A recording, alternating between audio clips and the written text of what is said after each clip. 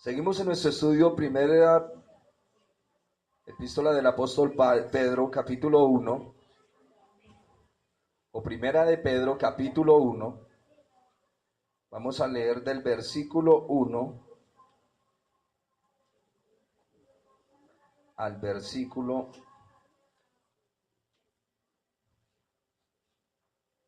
14. Por lo tanto, ustedes van a leer los 7 primeros versículos y yo voy a leer los 7 versículos siguientes. Primera de Pedro, capítulo 1, del versículo 1 al versículo 14. Ustedes leen los 7 primeros versículos y luego yo continúo con la lectura. Por favor, todos ordenadamente. No hay afán, no hay carrera. Si hubiese una persona aquí que no sabe leer, al escuchar la lectura de ustedes, él va a comprender lo que se leyó. Pero si leemos desordenadamente, no se entenderá qué fue lo que leímos. Comience leyendo el versículo 1. Pedro, apóstol de Jesucristo, a los expatriados de la dispersión en el Ponto, Galacia, Capadocia, Asia y Bitinia, elegidos según la presciencia de Dios, Padre en santificación del Espíritu, para obedecer y ser rociados con la sangre de Jesucristo, gracia y paz os sean multiplicadas. Bendito el Dios y Padre de nuestro Señor Jesucristo, que según su grande misericordia nos hizo renacer para una esperanza viva por la resurrección de Jesucristo de los muertos, para una herencia incorruptible e incontaminada e inmarcesible, reservada en los cielos para vosotros, que sois guardados por el poder de Dios mediante la fe, para alcanzar la salvación que está preparada para ser manifestada en el tiempo postrero, en lo cual vosotros os alegráis, aunque ahora por un poco de tiempo, si es necesario, tengáis que ser afligidos en diversas pruebas, para que sometida a prueba vuestra fe, mucho más preciosa que el oro, el cual, aunque perecedero se prueba con fuego, sea hallada en alabanza, gloria y honra cuando sea manifestado Jesucristo. A quien amáis sin haberle visto, en quien creyendo, aunque ahora no lo veáis, os alegráis con gozo inefable y glorioso, obteniendo el fin de vuestra fe, que es la salvación de vuestras almas.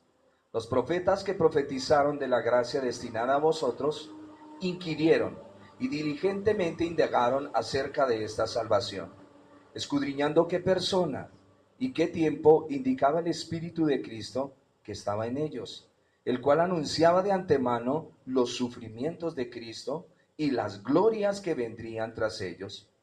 A esto se les reveló que no para sí mismos, sino para nosotros, administraban las cosas que ahora os son anunciadas por los que os han predicado el Evangelio por el Espíritu Santo enviado del cielo, cosas en las cuales anhelan mirar los ángeles.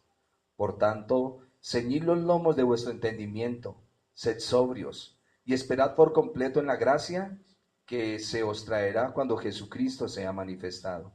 Como hijos obedientes, no os conforméis a los deseos que antes teníais estando en vuestra ignorancia. Tomen asiento, mis hermanos.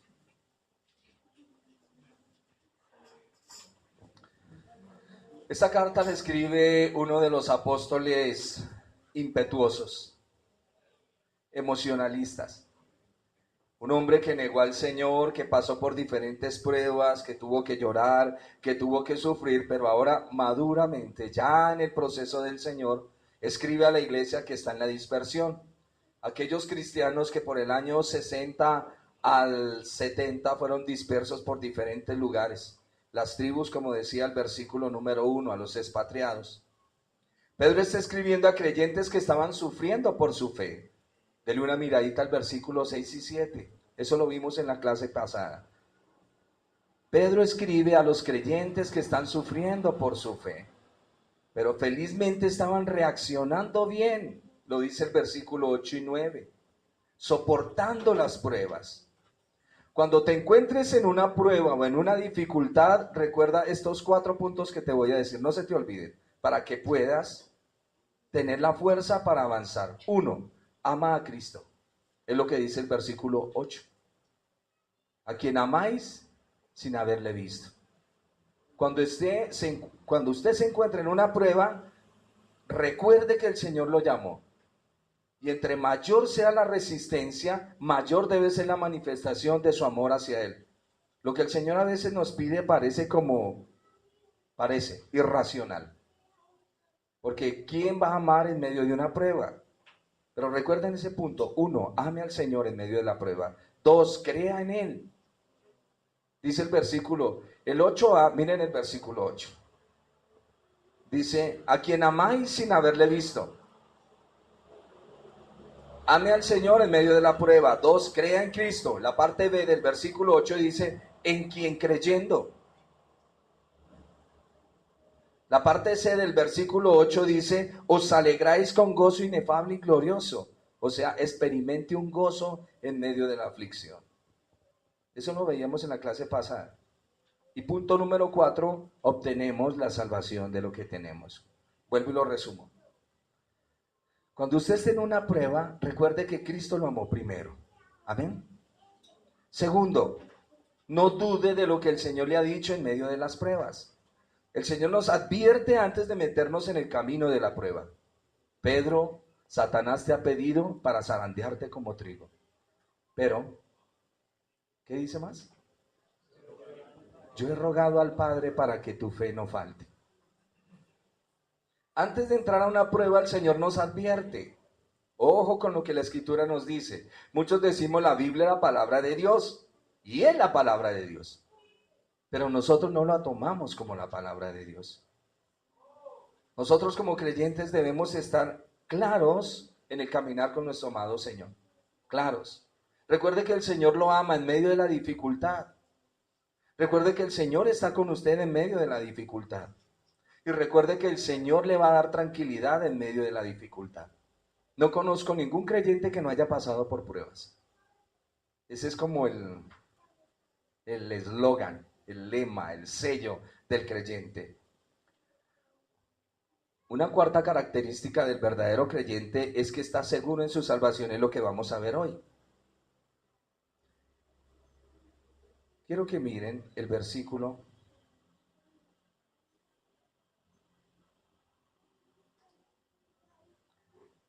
Le estaba haciendo un énfasis al versículo 8. Cada vez que lea el versículo 8 de Primera de Pedro, a quien amáis sin haberle visto, en quien creyendo, aunque ahora no lo veáis, os alegráis con gozo inefable. Esta es la clave de lo que Pedro les está diciendo, de lo que él nos está comunicando, porque él ya vivió esa situación. Pedro no nos enseña algo desde una perspectiva de lo que él escuchó. Las mejores predicaciones se basan en la experiencia que usted tiene. Son las mejores. Cuando tú has estado postrado en un hospital, en una clínica, entiendes a las personas que están en una clínica. Me comentaba el pastor Leonardo sobre su suegro, el hermano Michael, papá de la hermana Wala. Tiene un cáncer terminal, lo tienen en la clínica, va a morir. Y estaba ya en la clínica cuando vio otro hombre quejándose. Él no sabía quién era. Y comenzó a hablarle, este enfermo con sus dolores, pero que cree en Cristo, le dijo, oye, tienes que conocer a Cristo. Y comenzó a predicarle de Cristo. Y como duraron muchos días en la habitación, el hombre hizo su decisión por el Señor, creyó en el Señor. Y luego cuando vino la visita del domingo, llegó su esposa. Y cuando lo vio a su esposo, no al hermano Michael, sino al hombre que le estaban dando la palabra, se puso a llorar junto con su hija. Dijo, este hombre era terrible, se burlaba del evangelio, nunca creía, yo soy cristiana, mi hija también. Lágrimas derramamos delante del Señor, pero no puedo entender qué fue lo que el Señor hizo. Pues que había un hombre que creía en Dios, en la otra cama muriendo, pero su prueba no le impedía hablar de su Señor. Porque el creyente es preparado en esta vida para encontrarse con su Dios. No hay cosa más terrible que un creyente sin esperanza. Eso es lo más terrible, por eso es que hay veces no encontramos el foco. La mayoría de nuestros jóvenes caminan por el mundo sin esperanza. Ustedes saben lo que es la esperanza, ¿no? Es esperar algo. ¿O no? No me hagan esas caras, hermanos. Hoy es el Día de la Madre. Hoy toca sonrisa. Una cuarta característica del verdadero creyente es que está seguro en su salvación. Vayan leyendo el versículo 9 mientras le leo. Tú ya eres salvo. Ya has sido resucitado con Cristo. Ya estás sentado con Cristo en lugares celestiales. Ya estás reinando con Cristo, dice Efesios capítulo 2. Sin embargo, para animarles más, Pedro se detiene para describir algo más de la salvación y lo hace porque ya ha mencionado esta palabra 2 veces, en el versículo 5 y ahora en el versículo 9. ¿Qué es la salvación? ¿De dónde viene la salvación? ¿Cómo escuchamos acerca de la salvación? Dice el versículo 10, la salvación fue anunciada por los profetas en el Antiguo Testamento. Ya vamos a analizar eso. También dice que la salvación tuvo que ver con los sufrimientos de Cristo, versículo 11. Y la salvación fue predicada por evangelistas llenos del Espíritu Santo. Es una salvación muy grande. Vamos al primer punto. La salvación se debe a la gracia de Dios. ¿Qué es la gracia? Un regalo inmerecido. ¿Qué es un regalo inmerecido? Denme una ilustración. El término es bonito, pero ¿qué es un regalo inmerecido?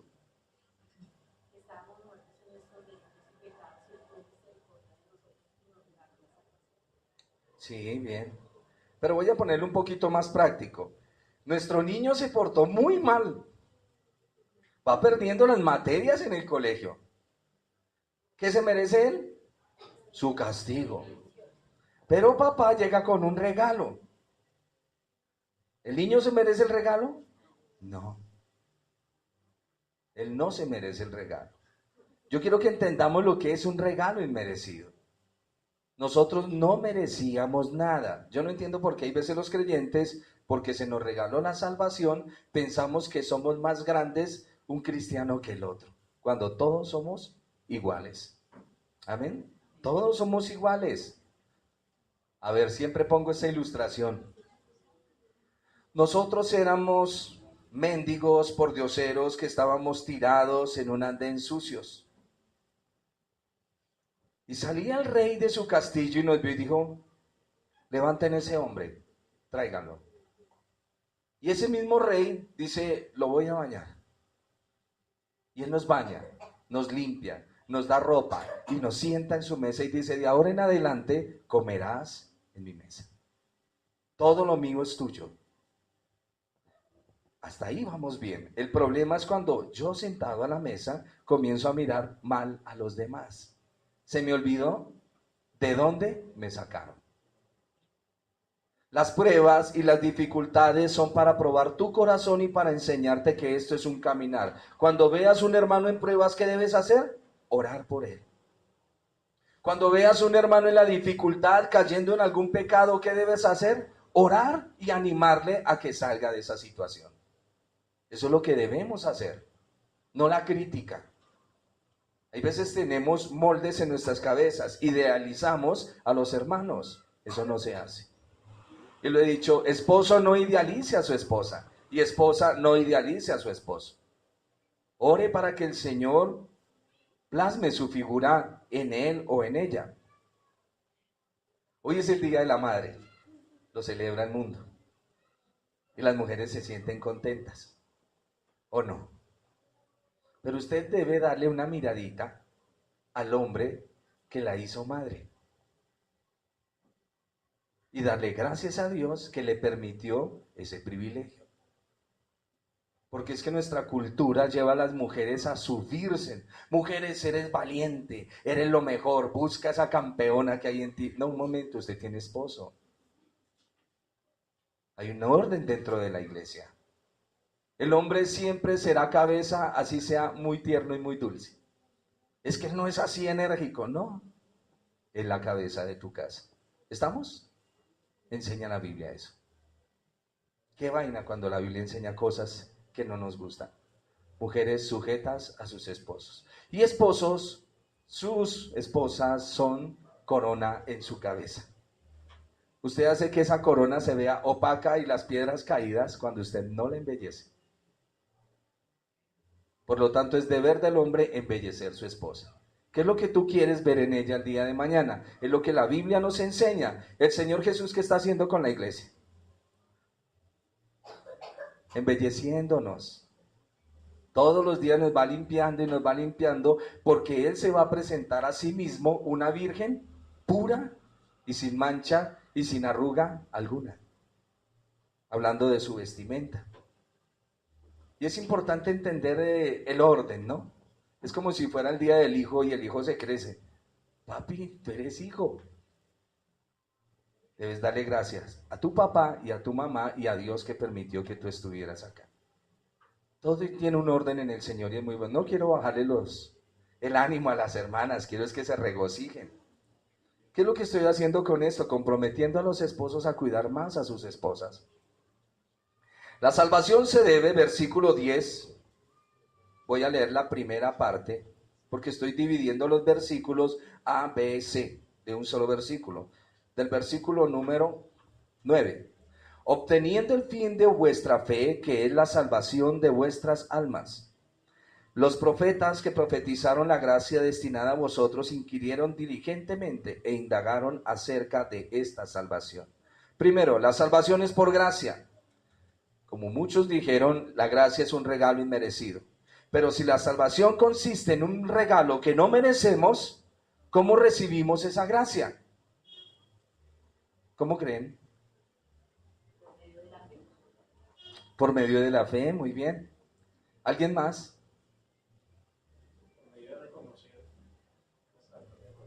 Sí, señor. ¿Alguien más? Sí, es un regalo. Meditando en la palabra, bien. Con gozo, hermano, con gozo. Sí, señor. La Biblia indica claramente que es por fe, por medio del Espíritu Santo. La fe es simplemente la acción de extender la mano abierta hacia Dios para recibir su tremendo regalo de salvación. El Señor se para y dice, estira la mano. Y si Él no puede, pues a la orden de Dios, ¿qué tiene que hacer? Estirar la mano y recibirla. Si Dios no le dice, estire la mano, o como cuando usted va a dar algo, abra la mano. La orden suya hace que se activen las cosas. Y el Señor le dice, abre la mano que te voy a dar algo. Es una similitud, es un ejemplo. Y así hace el Señor con nosotros. Hace que extendamos la mano y nos regala la salvación. Es por gracia. La salvación costó mucho. Les estoy dando partecitas de lo que es la salvación. Para nosotros la salvación es un regalo, no nos cuesta nada. Amén. Qué lindo. Pero a Dios sí le costó. La salvación no es algo que se cree y si no Dios la hubiera creado. La salvación es algo que se compra. ¿Qué precio pagó Dios para comprar este tremendo regalo de la salvación? Miren el versículo 18. Y aquí Pedro declara que no hemos sido comprados con oro y plata, pues si fuera con eso Dios es poderoso para llenar esta tierra de oro y plata. ¿Lo puedes leer, versículo 18? Gracias.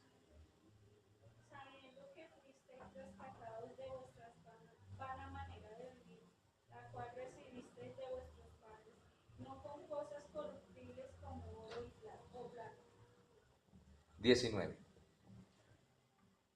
sino con la sangre preciosa de Cristo como de un cordero sin mancha y sin contaminación. Amén. Tu salvación es gratis, pero alguien tuvo que pagar por nuestra salvación. Amén. Por lo tanto, no es tan gratis. El Señor Jesús pagó y pagó con su preciosa sangre. Es lo que Pedro nos está recordando en este momento. Y podemos relacionar estos dos versículos que acabo de leer la hermana con el versículo 11. Alguien que me lea el versículo 11. Escudriña. Escudriñando que persona que tiempo indicaba el Espíritu de Cristo que estaba en ellos, el cual anunciaba de antemano los sufrimientos de Cristo y las glorias que vendría atrás. Amén. No entiendo por qué los fariseos, o sí lo entiendo, los fariseos nunca leyeron la Biblia para entender lo que el Espíritu Santo estaba enseñando desde el Antiguo con respecto a los sufrimientos de Cristo. Eso ya estaba en Isaías. Ellos esperaban un Mesías guerrero que viniera a libertarlos de la esclavitud que tenían con Roma y que destruyera Roma y él llegara como Salvador. Pero aquí Pedro está diciendo que los profetas ya habían dicho. Si usted lee Isaías 53, habla del siervo sufriente. Los fariseos se dedicaron a sacar sus confesiones de fe llamadas el Talmud y nunca leyeron la Biblia. Y tenían ordenanzas para ciertas cosas, pero no se preocuparon por leer la Escritura. Y dice la Escritura que estos hombres, los profetas que profetizaron, versículo 10, de la gracia destinada a nosotros, inquirieron diligentemente e indagaron de esta salvación, escudriñando qué persona y qué tiempo indicaba el Espíritu de Cristo. Si tú lees Daniel, te vas a dar cuenta que el Señor también le dice a Daniel los sufrimientos del Mesías. Daniel habla en qué tiempo va a venir el Mesías. El salmista David también habla de ese Mesías sufriente. Toda la Escritura hablaba de ese Mesías que vendría y sufriría en el madero. Podemos relacionar lo que leemos con Primera de Pedro, versículo 11, en el capítulo 1. Él fue a la cruz, soportó tremendo dolor, no solo el dolor físico y emocional de cargar con todo el pecado del mundo y ser abandonado por el Padre mientras él llevaba la ira de Dios contra tanta maldad. A mí me enseñaron que cuando yo andaba en el pecado, el diablo tenía derecho sobre mí. Y que como el diablo tenía derecho sobre mí, el diablo iba a reclamar para enviarme al infierno. No, eso es falso. Dios mismo que envió la ley es el mismo que me juzga. El diablo no tiene ningún derecho a juzgarme. Si es un ser caído, si es un ser que anda en pecado. ¿Me están entendiendo? ¿Es muy complicado? Si no entiende algo, levante la mano y con gusto vuelvo y le explico. Los profetas hablaron de estas cosas. Todo hombre que escribía en el Antiguo Testamento concerniente al Señor era llamado profeta. La salvación, versículo 12, fue anunciada. Habiendo comprado el regalo inmerecido de la salvación, Dios Padre se encargó que el Evangelio sea predicado. Llama y envía predicadores para que lleven el mensaje. Estoy en el versículo 12. Voy a hacer el resumen desde el 8 que arrancamos. A quien amáis sin haberle visto, tú debes amar a Cristo en medio de tus problemas. En quien creyendo no olvides que la fe es el vehículo que te lleva a esperar. Aunque ahora no lo veáis, eso es la esperanza, os alegráis con gozo inefable y glorioso, obteniendo el fin de vuestra fe, que es la salvación de vuestras almas. Los profetas profetizaron de la gracia destinada a vosotros. Inquirieron diligentemente e indagaron acerca de esta salvación. ¿Qué es lo que está diciendo? Estos hombres, cuando se les dio la profecía, se les dijo, vendrá un Mesías sufriente y va a venir en un tiempo. Y ellos comenzaron a estudiar la Escritura, a mirar en qué tiempo era que iba a llegar el Mesías. Ellos no se ocuparon tanto a mirar cuál era el sufrimiento, ni cómo se llamaba el Mesías. Ellos indagaban en qué tiempo era. Por eso dice, los profetas profetizaron de la gracia destinada a vosotros, inquirieron y diligentemente indagaron acerca de esta salvación, escudriñando qué persona y qué tiempo indicaba el Espíritu de Cristo que estaba en ellos, el cual anunciaba de antemano los sufrimientos de Cristo y las glorias que vendrían con él. A esto se les reveló que no para sí mismos. A ver, ¿Qué fue lo que les dijo el Señor? Muchachos, escriban esto acerca del Salvador que vendrá al mundo. Pero no es para su tiempo, es un tiempo hacia el futuro. Pero ellos no quedaron tranquilos con eso. Comenzaron a indagar y a escudriñar qué persona es, en qué tiempo es, y por eso estos hombres se ocuparon en la escritura. ¿Por qué Pedro nos está diciendo esto? Porque nos va a decir, en medio de las pruebas que ustedes van atravesando, escudriñen la Biblia. Porque a medida que escudriñan la Biblia, como nos decía la hermana, su corazón se va fortaleciendo, su alma se va fortaleciendo. Es algo que no lo entendemos, pero sucede.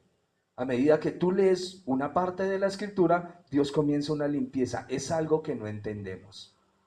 No lo entendemos, pero viene la limpieza de parte del Señor. A esto se le reveló, versículo 12, que no para sí mismos, sino para nosotros. Administraban las cosas que ahora os son anunciadas por los que os han predicado el Evangelio por el Espíritu Santo enviado del cielo. ¿Cómo se ve de fácil esto? Pero la verdad es que cada vez que tú vas a predicarle el Evangelio a alguien, el Espíritu Santo está contigo, con poder. Así tú le dices a una persona una palabra, para ti no fue poderosa, pero mire lo que está diciendo. Las cosas que ahora os son anunciadas por los que os han predicado el Evangelio por el Espíritu Santo enviado del cielo, cosas las cuales anhelan también escudriñar los ángeles. Los ángeles quieren aprender. ¿Saben que tanto los ángeles como los demonios aprenden de la iglesia? Por eso en el tabernáculo había un arca, y en el arca habían dos querubines de frente, el uno mirándose al otro, y una taza o un tazón donde derramaban la sangre, simbolizando la ignorancia de los ángeles en cuanto a la obra del Señor. Como Dios, que condena al pecador, muere por el pecado. ¿Me están entendiendo? Muere para redimirlo. La Biblia enseña que nadie ha visto a Dios. Nadie lo ha visto. Amén. Eso enseña la Biblia. Los ángeles del cielo nunca lo han visto. ¿Sí sabían eso? Es que hay gente que cree que llega al ángel Gabriel y dice, Señor, ya estuve por allá. El Señor, bueno, entonces vaya, hágame esta vuelta otra vez. No, los ángeles nunca han visto a Dios. Por eso es que cuando el Señor Jesús nace, es Dios encarnado, y el Señor le permite a los ángeles bajar a mirarlo, porque jamás lo habían visto. Por eso es que gritan y dicen, gloria a Dios, ha nacido el Salvador. Y unos pastores van a mirar. Si usted lee la Biblia con cuidado y con atención, es la primera vez que los ángeles ven a su Creador, pero lo ven como un bebé. Y eso es parte de las incógnitas y de los misterios que yo tengo, porque al ver cómo el Señor Jesús, porque al Señor Jesús lo sacaron correteando más de una vez, y los ángeles que están mirando, que saben quién es su Señor, prohibido meterse a defenderlo. Por eso él dice cuando lo van a arrestar, Pedro, guarda tu espada, porque yo puedo orar a mi Padre y me envía ángeles. Por lo tanto, quieto. Y esto nos lo está enseñando el mismo hombre que sacó la espada, que dijo palabras, haciendo notar de que él no era discípulo del Señor, pero que luego cuando vino la investidura comenzó su sufrimiento por el Señor. Tanto que un día le dieron cárcel y estaba feliz. Dijo, gracias a mi Señor, soy digno de que me metan a la cárcel por él. O cuando los latigaban decían, gracias Señor, soy digno de esos látigos, porque te amo. Él entendió todo el proceso de la salvación. Por eso ahorita nos escribe esta carta y nos dice, tengan ánimo. No se debiliten en medio de las luchas y las dificultades, porque yo negué al Señor, pero el Señor fue tan bueno que me permitió volver. ¿O no fue así? Así fue. Por lo tanto, usted en medio de sus debilidades, no se debilite. Confíe en el Señor y fortalezcase en el Señor. La salvación conduce a la gloria venidera. Y aquí voy a una parte práctica. Cuando usted está en dificultades, en pruebas, no debe desanimarse, aunque es parte de su vida el desánimo. ¿Quién se alegra con una enfermedad? Bueno, de pronto en nuestro cuerpo lo soportamos. ¿Quién se alegra cuando ve un hijo enfermo y ya se está poniendo pálido y los labios morados, parece que va a morir? ¿Quién se alegra en medio de esa prueba? Nadie. Pero recuerde aquel Señor que un día dijo, si creyeres, verás la gloria de Dios. ¿A quién se lo dijo? ¿A quién le dijo el Señor? ¿No te he dicho que si creyeres verás la gloria de Dios? A la hermana de Lázaro. ¿Y Lázaro cómo estaba? Muerto. Peor. El Señor va a visitarlo y la hermana le dice, ay Señor, su merced es tan lindo. Yo sé que usted lo va a resucitar al final, ya cuando se va a acabar todo. ¿Y a qué vamos al sepulcro si ya huele? Hace 4 días. Y el Señor se entristece con el corazón incrédulo. Y le dice, ¿no te he dicho que si crees verás la gloria de Dios? Y cuando llega, que es otro texto de la Escritura que no lo entiendo hasta el día de hoy. Algún día el Señor me dará claridad. ¿Cómo es que Él va al sepulcro, lo va a resucitar, pero llora? ¿Por qué llora? Nunca lo he entendido por qué llora. No, que fue como se conmovió. Pero él va, él le dice a los discípulos, tenemos que ir a la casa de Lázaro, Lázaro se murió y voy a ir a resucitarlo. Pero ¿por qué llora el Señor? Es el versículo más cortico en la Biblia. Jesús lloró. Son incógnitas que hay veces se le crean a uno en el estudio de la palabra. Pero el punto es que el Señor llega y resucita. Usted nunca desconfíe del Señor. Nunca desconfíe en medio de las pruebas, en medio de las crisis, en medio de la dificultad. Lo que el apóstol Pedro acaba de hacer en estos versículos es darnos una enseñanza doctrinal. Y ahora nos va a decir, vamos a la práctica. Vamos al versículo 13. Creo que les he dado mucha información. La mucha comida, dice Spurgeon, que la poca comida deja con hambre, pero la mucha comida quita el hambre. ¿Se ha dado cuenta cuando usted tiene ganas de comer y le sirve muchísimo que usted dice, se me quitó el hambre? No sucede. Por eso quiero ir suavecito. Estaba haciéndoles un resumen de lo que habíamos hablado en la clase pasada. El texto que me compete es del versículo 13 en adelante. Usted dirá, o sea que ¿cuánto se va a demorar? Poquitico. Tranquilos. La responsabilidad del creyente. Primera de Pedro, capítulo 1, versículo 13. Acaba de decir que estos profetas se les reveló, pero no era para ellos mismos, sino para nosotros, y administraban las cosas que ahora nos son anunciadas por los que nos han predicado el Evangelio. Cada vez que usted vaya a predicarle el Evangelio a una persona, pídale al Señor que le ayude. Dice el pastor Donizetti, antes de hablarle a una persona de Jesucristo, hable con Jesucristo de esa persona. Dígale, Señor, voy a ir a predicarle a fulano de tal, dame buen tiempo, toca ese corazón y que esta persona pueda escucharme lo que yo le voy a decir. A mí antes se me enseñó a pararme en los buses y repartir tratados y eso era evangelizar. Y terminaba el día y decía, gracias Señor, ya evangelicé. O si iba por la calle con el megáfono y les decía a todos que eran pecadores, iban para el infierno y la dirección de la iglesia. Pero eso no es evangelizar. Evangelizar es tomar una persona, hacerle entender su condición y decirle, mira, hay salida en Cristo y si no la quieres tomar, tranquilo, no hay problema. Pero si tú no tomas una decisión, alguien ya la tomó por ti. ¿Me están comprendiendo? Evangelizar es allegarse al corazón de una persona. Versículo 13, por tanto, ceñid los lomos de vuestro entendimiento. ¿Qué lenguaje tan hebraico este? Como diciéndole, póngase una correa en los lomos de su entendimiento. ¿Cuáles serían los lomos de su entendimiento? En la época hebrea, en la época del apóstol, los hombres utilizaban túnicas largas, las túnicas. Y para poder ellos, un ejemplo, correr, no podían porque se enredaban, entonces cogían, doblaban la túnica y ya les quedaban las piernas libres y eso era ceñirse la túnica. Y así sí podían correr. Esta es la misma ilustración que está dando el apóstol. Cíñanse, fortalézcanse. Miren lo que dice. Por tanto, ceñid los lomos de vuestro entendimiento.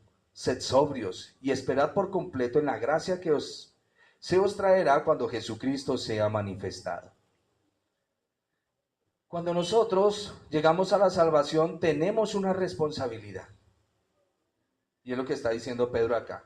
Este es el tema que comienza a tratar Pedro. En realidad, el resto de la carta es una exposición de varias responsabilidades que el creyente tiene una vez comenzado. Yo les dije que íbamos a estudiar Pedro. Pedro comienza, me gustaría que fuera más fácil, pero no me gusta tan fácil. Pedro dice, muchachos, ustedes están en la persecución, se los llevaron, están corriendo de un lado al otro, no se desanimen, no se desalienten, recuerden que Jesús los ama, ustedes lo aman a Él sin haberlo visto, yo lo amo porque yo lo vi, pero lo más tremendo es que ustedes lo aman sin haberlo visto. Por lo tanto, en medio de estas tribulaciones que van teniendo, no se desanimen. Recuerden que deben mantener su amor intacto para el Señor, no deben dejar la fe y tienen que seguir para adelante, porque esta fe que ustedes tienen, un día los profetas del Antiguo Testamento escribieron y dijeron que iba a venir el Mesías, pero cuando el Señor vino, Él nos dijo, muchachos, ustedes también van a tener tribulaciones. Si al árbol verde lo golpearon de esa manera, ¿qué no harán con el seco? Ustedes van a tener persecución, aún los de su propia casa. Cuando usted vaya y les diga, mira, Jesús es hermoso, ellos no le van a creer, porque ellos ya vienen arraigados con sus costumbres, entonces su corazón va a comenzar a dolerse, a desfallecer. Yo no puedo perder la comunión con mi familia por causa de Cristo, pero Cristo dice, te toca si quieres seguirme, porque eso es parte del trabajo. Qué bueno que todo fuera muy bonito. Señor, pero yo soy cristiana y mis hijos, ¿por qué así? O mis hijas, ¿por qué así? Porque así es el trabajo que el Señor está haciendo en tu vida. Hay cosas que tenemos en el corazón y Dios comienza a sacarlas. No nos damos cuenta que están ahí metidas, pero ahí están. ¿Y qué es lo que hace la prueba? La prueba lo que hace es madurarnos y mostrarnos verdaderamente en qué estado de fe estamos. Si estamos en la verdadera fe o no estamos en la fe. ¿Me comuniqué? Ese es el resumen de todo el mensaje. Pero quiero darles un puntico acá. El apóstol dice, son 3 punticos, ya termino. Cada puntico es de 5 hojas, no se preocupe. No, molestando, dice, ceñid los lomos de vuestro entendimiento. ¿Qué es lo que está diciendo? Que debemos estar mentalmente despiertos. Ceñid los lomos de vuestro entendimiento. Antes de experimentar la salvación de Dios, todo ser humano tiene el entendimiento entenebrecido. Cuando venimos a la salvación, Dios ilumina nuestras mentes para entender las cosas de Él. Una vez que Dios ha iluminado nuestro entendimiento, el ser humano puede entender las verdades espirituales. Teniendo la mente iluminada por el Espíritu Santo, el creyente puede mantener su mente despierta. Por eso dice Pedro, tengan su mente entrenada en la palabra. Si los profetas tuvieron la mente entrenada y no le dieron lugar al ocio, si los ángeles desde el cielo anhelan mirar, anhelan estudiar, anhelan escudriñar, era el punto que les iba a decir. Cada vez que usted está caminando con el Señor y usted comete algo mal, los ángeles no lo pueden criticar, sino que no entienden qué sucede. Si teniendo la naturaleza de Dios andamos mal, porque la iglesia enseña a los ángeles. Es importante, después nos ponemos a estudiar un poquito de eso. Mire lo que dice el apóstol Pedro en el capítulo 3, segunda de Pedro, capítulo 3, versículo 1.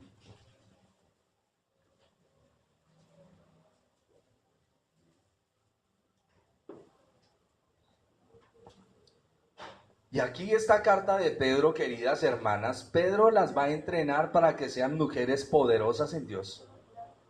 Porque los hombres ya tienen poder en Dios. ¿Me están entendiendo? Él va a tomar una parte ahorita más adelante y va a hablar sobre los esposos. Y también va a hablar sobre las esposas.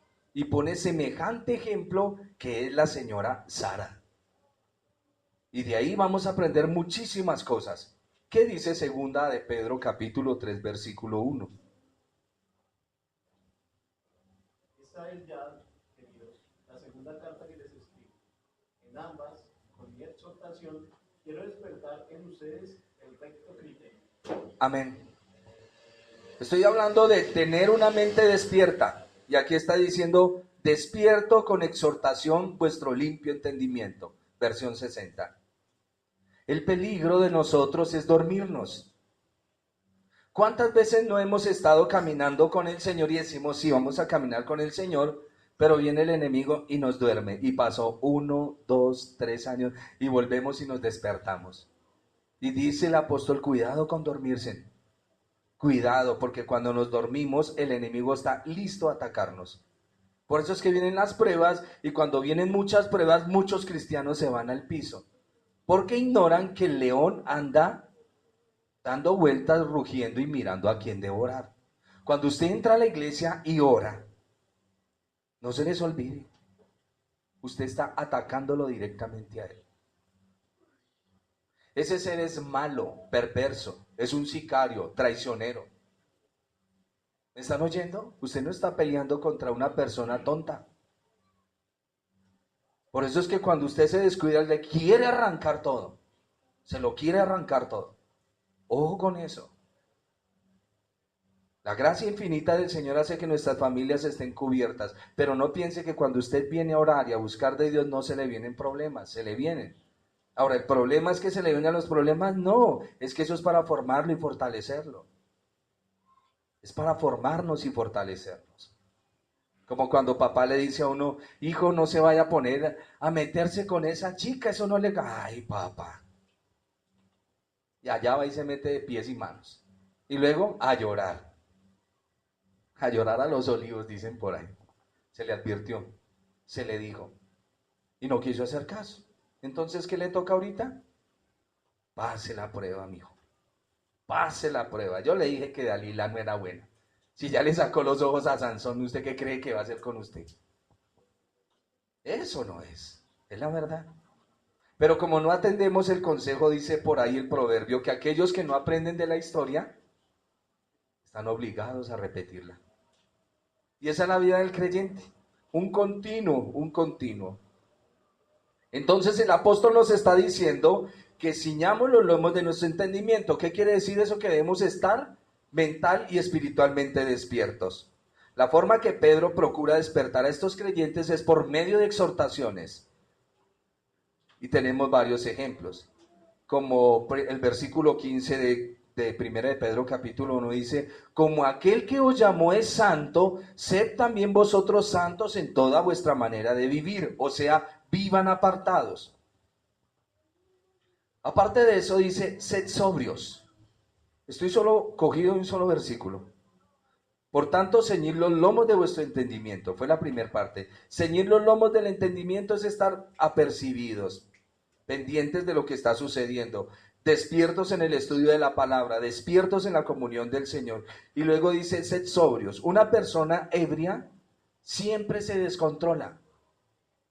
¿O no?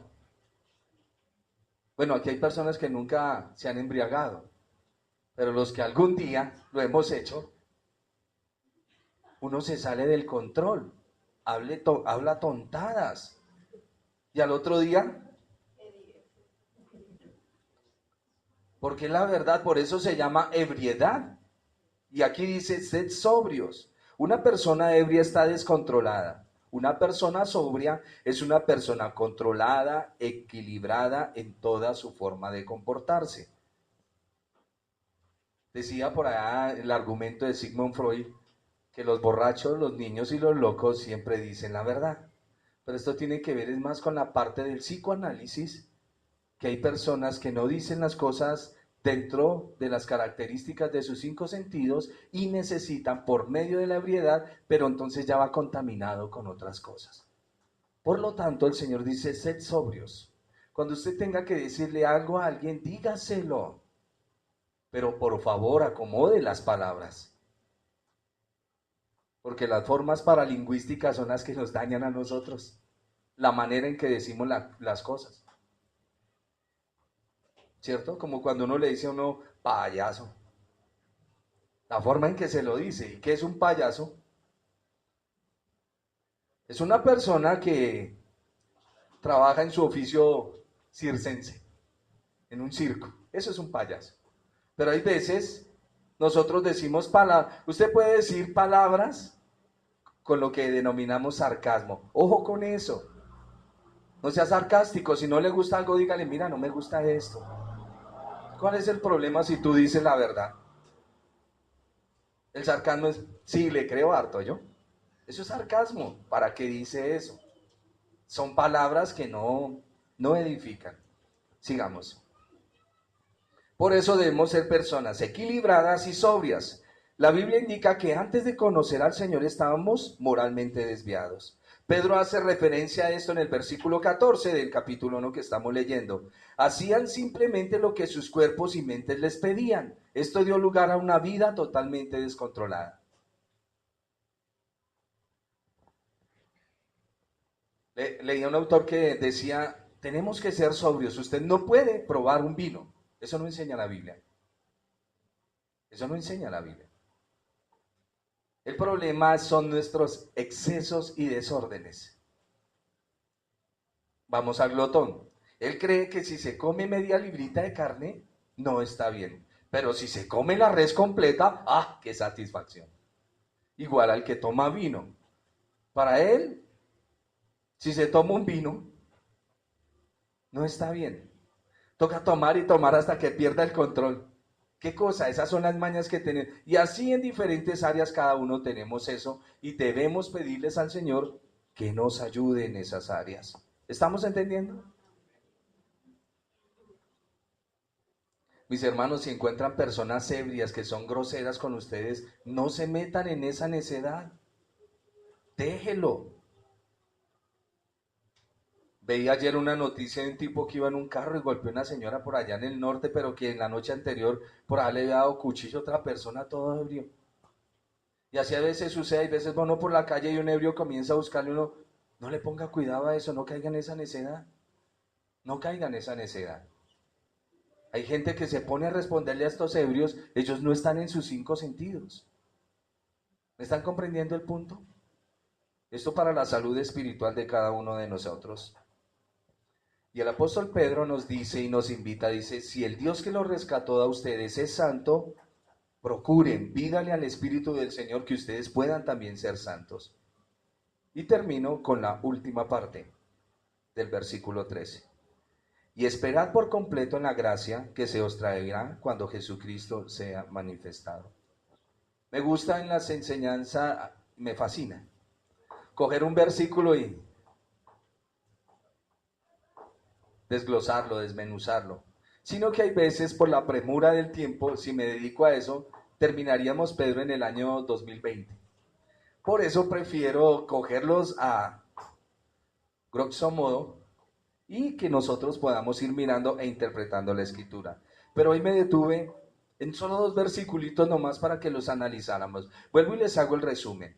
Cuando se hallen en diferentes pruebas, en dificultades, diga, Señor, yo sé que esto es para que tú me ayudes. Siempre les recomiendo a las personas que estudian conmigo, escriban en un papel como si fuera un diario. No le diga querido diario, pero escriban. Hoy estoy en esta situación tan difícil con mi esposo, con mis hijos, no quieren cambiar, en la iglesia me hicieron mala cara, el tinto tenía sal, todas esas circunstancias que para usted son un complique. Escríbalas, escríbalas, de verdad créanme. Cuando usted escribe por las dificultades que está pasando y el Señor lo saca en victoria, por favor escriba, el Señor me respondió de esta manera, le estaba pidiendo A, pero Él me dio B, pero esa fue la respuesta. No sé por qué Dios me respondió así, pero Él me respondió. ¿Para qué es esto? Para que el día de mañana, cuando se encuentre en una prueba, ahí está. Si el Señor ya lo sacó de una, ¿no lo saca de la otra? Porque siempre perdemos la esperanza. Siempre perdemos la esperanza. Parece como paradójico lo que estoy diciendo. Pero nunca la pierda. El Señor dijo, no te dejaré ni te desampararé. ¿Usted cree que esos hijos rebeldes Dios los va a cambiar? Y los otros no creen. Perdieron la esperanza. ¿O no la hemos perdido? No, porque la escritura sigue. ¿Cuántos creemos que Dios puede cambiar las circunstancias? Los corazones de los hombres. Todo. Dios cambia todo.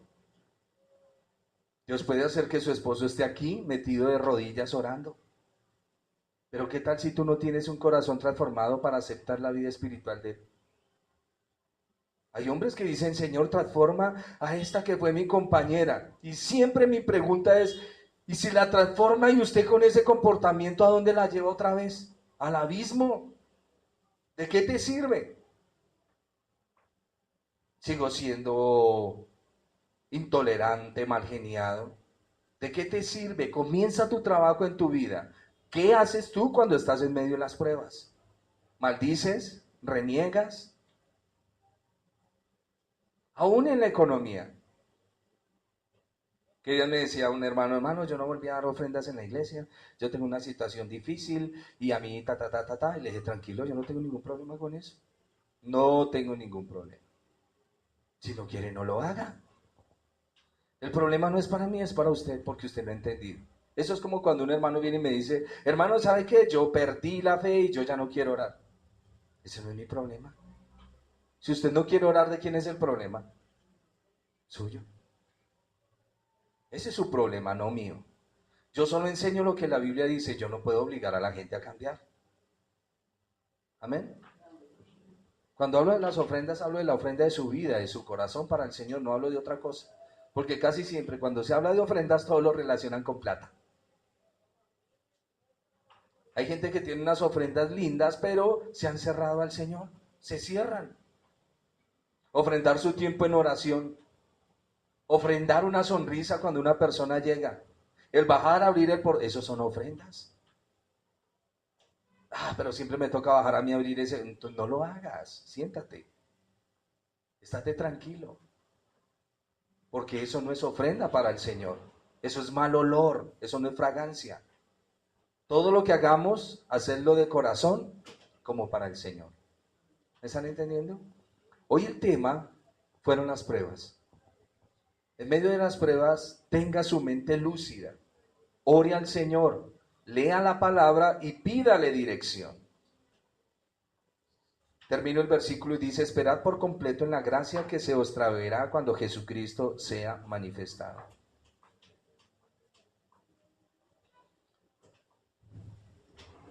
Lo que la salvación nos trae es un nuevo sentido de vida, una nueva esperanza para vivir y trabajar y ocuparnos en las cosas que tienen razón. Nuestra responsabilidad es poner nuestra esperanza en Dios y en el mundo venidero. Dice el Señor, no pongas tu esperanza en las riquezas. Yo siempre oro que el Señor los bendiga y les dé mucha economía. Y no lo digo falsamente, lo digo de corazón. Y los hermanos que quieren un carro para trabajar, Señor, por favor, porque no se lo regala. Y el que quiere una casa y el que quiere el negocio. Hay veces, cuando es para mi propia vida, entonces como que me quedo quieto. Porque ya me acostumbré como a presupuestar. Pero cuando es para las personas, sí quiero que lo obtengan, Señor, ayúdalos. Porque eso es una bendición. Eso es una bendición para su vida, para su hogar, para la iglesia. Yo nunca pido una bendición para que usted se destruya. Jamás. Pero sí me gusta verlos tranquilos, sus hijos bañaditos, bien vestiditos. Eso es bonito. ¿Qué tal todos, perdónenme la expresión, escalzurriados, con mocos, sin peinarse? Claro que eso es desaseo. Pero qué bonito es cuando uno ve que la niña viene con sus zapatos nuevos, esas cosas que traen alegría a la casa. Y oro siempre al Señor. Y si usted tiene tiempo, hermanos, los miércoles, a las personas que tienen tiempo, ¿por qué no viene a orar por su esposo? ¿Por qué no viene a orar por sus hijos? ¿Por qué no viene a orar por su esposa? ¿Por qué no viene a crear cercas para su familia? La oración es una herramienta tremenda.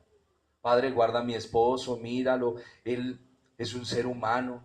No faltará también la Dalila que se le aparezca, que quiera dañar mi hogar, que quiera dañar mi casa. Guárdalo, protégelo, guárdalo en circunstancias, Señor, porque uno no sabe qué sucede en el día a día. Siempre debemos ser gente que está en comunión con Dios, despiertos en el Señor. Mis hijos, mi trabajo, Padre.